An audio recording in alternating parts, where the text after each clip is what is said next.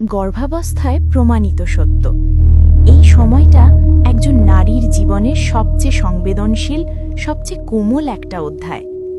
এই সময় তার শরীর যেমন বদলায়, তেমনি তার মনেও চলে হাজারো অনুভূতির ঢেউ। কখনো ভয়, কখনো আনন্দ, কখনো অজানা এক অনিশ্চয়তা।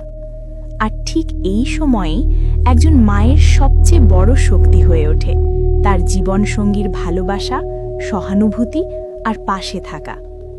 যেসব গর্ভবতী নারী স্বামীর স্নেহ, যত্ন আর মানসিক সমর্থন পান, তাদের মন অনেকটাই হালকা হয়ে যায়, চাপ কমে যায়, ভয়গুলো ধীরে ধীরে মিলিয়ে যায়।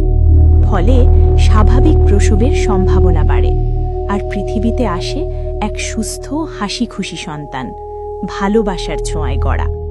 ভালোবাসা, বোঝাপড়া আর ছোট ছোট যত্ন, এইগুলোই একজন মায়ের সবচেয়ে বড় ঔষধ, সবচেয়ে শক্তি, সবচেয়ে ভরসা। তাই এই সময়টায় একটু বেশি ভালোবাসুন, একটু বেশি পাশে থাকুন।